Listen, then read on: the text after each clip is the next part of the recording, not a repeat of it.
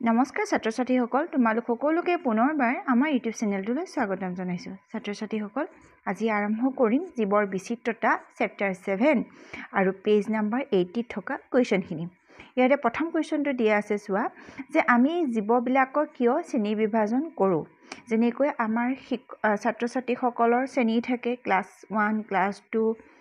নহয়নে ঠিক তেনেদৰে আমি জীৱবিলাকো শ্ৰেণী বিভাজন কৰোঁ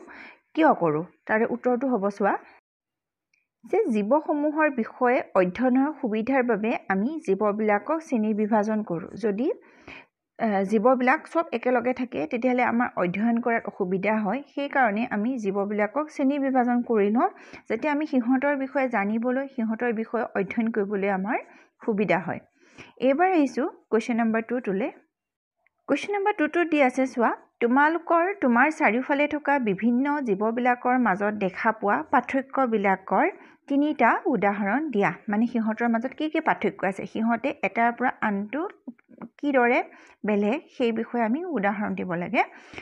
উত্তৰটো লিখিব লাগিব যোৱা উদাহৰণ নম্বৰ 1 হৈছে আকৃতি বেক্টেৰিয়া আকাৰ মাত্ৰ কেই মাইক্ৰ'মিলিমিটাৰ আনহাতে নীলতিমি আৰু ৰেডউড ট্ৰী যাৰ আকাৰ আৰু উচ্চতা কমে 30 মিটাৰ আৰু 100 মিটাৰ নম্বৰ 2 হৈছে আয়ু কিছুমান সৰল গছ বহু হাজাৰ বছৰ ধৰি জীয়াই থাকে আনহাতে কিছুমান পতংগ মাত্ৰ কেইদিনমানতে মৃত্যু ঘটে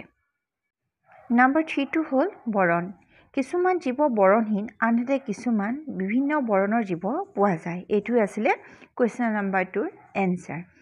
ছাত্ৰ ছাত্ৰীসকল এইবাৰ আহিছোঁ পেজ নম্বৰ 82 থকা কুৱেশ্যন এনসাৰখিনিলৈ তাৰে কুৱেশ্যন নম্বৰ 1 দিয়া আছে চোৱা যে জীৱ জগতৰ শ্ৰেণী বিভাজন কৰোঁতে কোনটো চৰিত্ৰগত বৈশিষ্ট্যক বেছি গুৰুত্বপূৰ্ণ বুলি বিবেচনা কৰিবা কটো হৈছে যে সিহঁতে বসবাস কৰা স্থানক আৰু খটো হৈছে সিহঁতৰ দেহত গঠনত অংশ লোৱা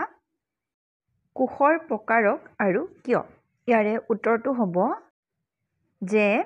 দেহ গঠনত অংশ লোৱা কোষৰ প্ৰকাৰ বেছি গুৰুত্বপূৰ্ণ কাৰণ কোষকেন্দ্ৰ থকা নথকাৰ ওপৰত ভিত্তি কৰি কোষক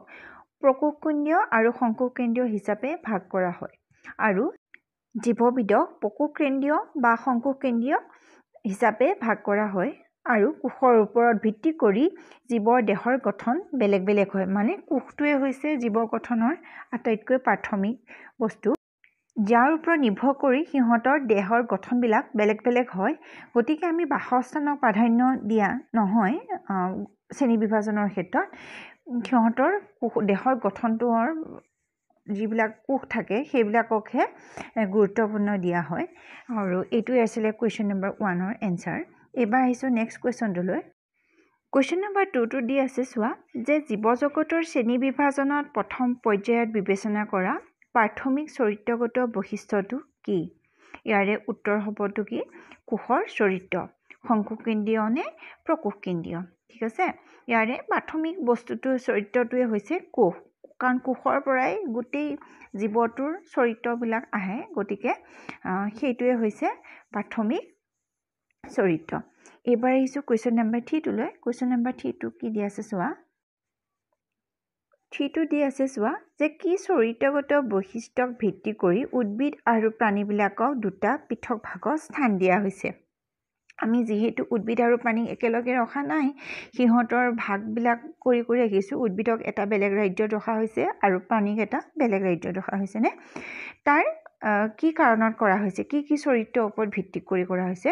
ইয়াৰে উত্তৰটো হ'ব চোৱা যে এক পুষ্টিৰ ওপৰত ভিত্তি কৰি যেনেকৈ হৰিতকণা থকা উদ্ভিদবিলাকে নিজৰ খাদ্য প্ৰস্তুত কৰি লয় আনহাতে প্ৰাণীবিলাকে নিজৰ খাদ্য প্ৰস্তুত কৰিব নোৱাৰে হয়নে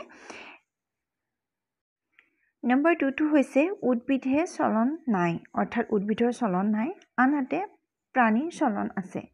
প্ৰাণীয়ে লৰচৰ কৰিব পাৰে আৰু উদ্ভিদে নোৱাৰে নম্বৰ 3 হৈছে যে উদ্ভিদৰ বৃদ্ধি অনিৰ্দিষ্ট কাললৈ